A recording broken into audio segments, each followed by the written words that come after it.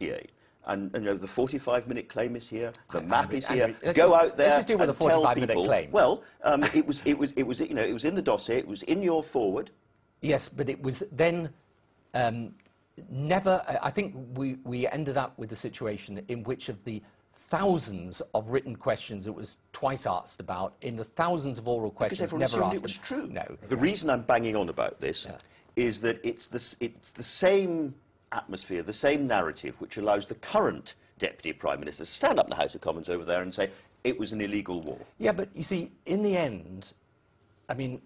And lots of people agree with him. Well, this debate will go on. My only point at the moment, because I'm not going to persuade you know, you or you, me, or I mean, well, the viewer or who disagrees with the decision.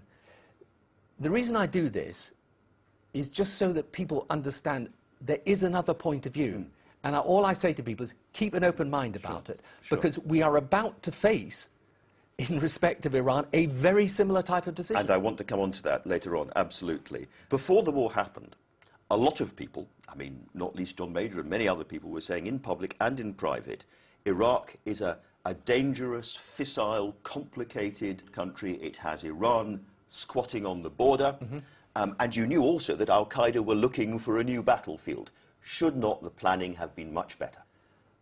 What very nearly tipped Iraq into the abyss, and only the surge, basically, and the work that was being done by our special forces, amongst others, saved us from, was the external involvement of al-Qaeda and of Iran.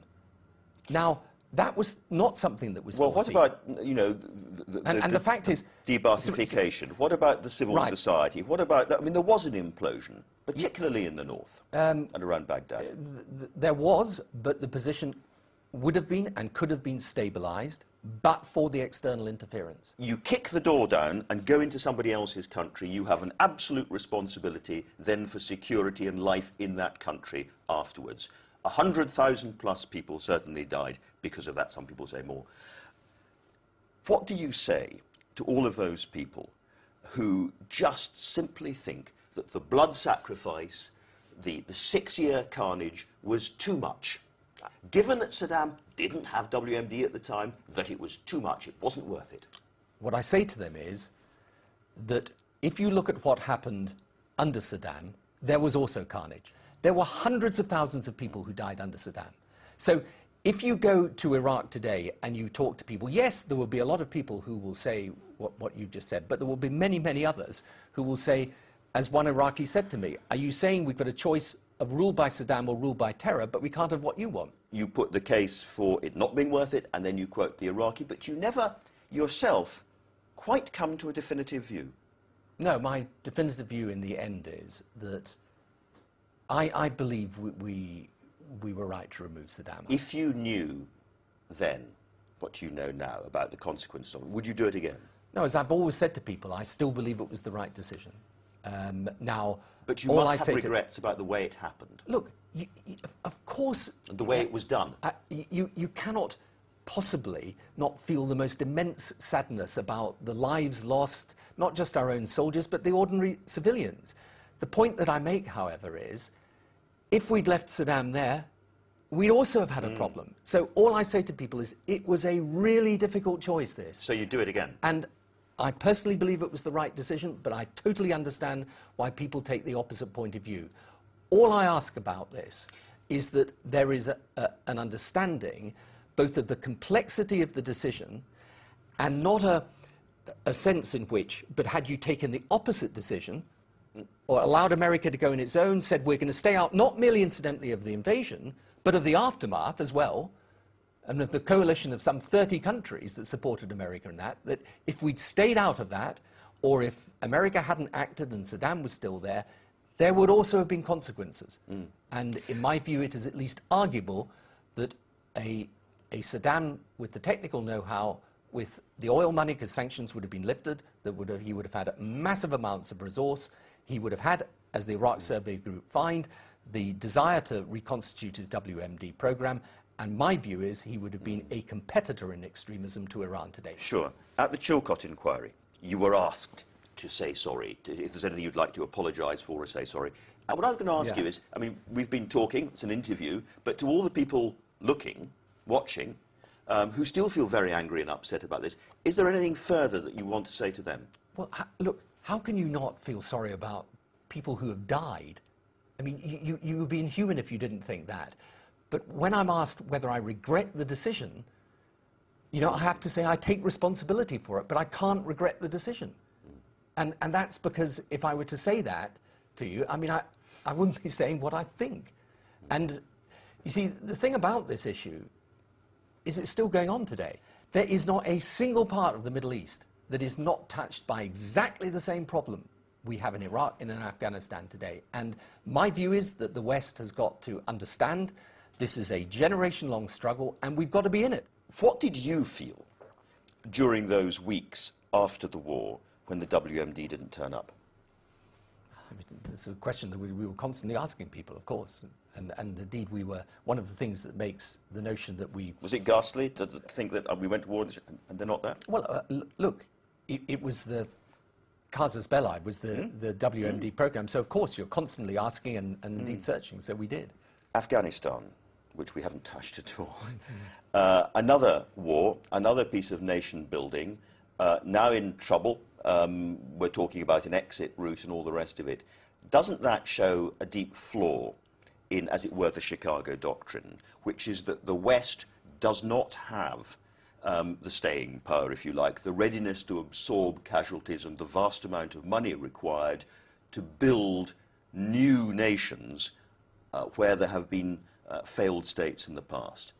Well, that's, I think, the fundamental question. That it's a combination of hard and soft power that we need. Are you worried about what's happening in Afghanistan now with you know, dates set for withdrawal? Hamid Karzai is saying that we're playing into the Taliban's hands. Well, the key thing is to withdraw based on the job being done. Now, I think it's perfectly sensible to set out plans for troop drawdown, provided it's geared to... But the job hasn't been done. Well, we're not actually withdrawing them yet. So, no. I mean, the idea is obviously to make a big push forward. You've mentioned already Iran. Yeah. And there is an enormous choice to be made about Iran, a more developed, more formidable, more populous, and certainly better armed country than Saddam's Iraq, whatever it was. Are you actually saying that we should threaten them militarily if they are determined to develop nuclear weapons? I am saying that I think it is wholly unacceptable for Iran to have nuclear weapons capability. But what can we do about it? And I think we've got to be prepared to confront them.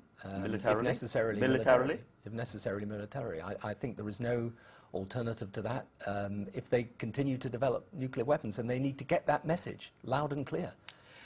After 9/11, you thought there was a sort of world war between Islamism and the West, however we define it. Well, this extremist strain within Islam, yeah. Yes. You know, this is, it's a global phenomenon. And the sooner we understand that and deal with it and recognise, and this is the big choice... Has the West got what it takes? Well, I hope so. But it's got to recover its confidence in itself. And it's got to realise... Partly so badly knocked over Iraq, of course. Well, but it shouldn't lose its confidence over that. The fact is, the reason why it's been tough in Iraq is because people are driving car bombs into crowded markets and trying to kill the first 20, 30, 40, 50 people they see. That is evil and wrong, and we should be standing up against it and fighting it. We shouldn't be sitting there saying, well, maybe these people are just like that and therefore we should let them get on with it. And similarly in Afghanistan, where there are attacks going on during the elections, people who are trying to get female candidates elected in Afghanistan and Kabul, same thing going on. We have to finish that job. The West has to finish that job before we pull out, or disaster. Well, we have to finish the job, yeah, for sure. Look, what are the Taliban, just a few days back, they're going to stone a couple to death because they're in love.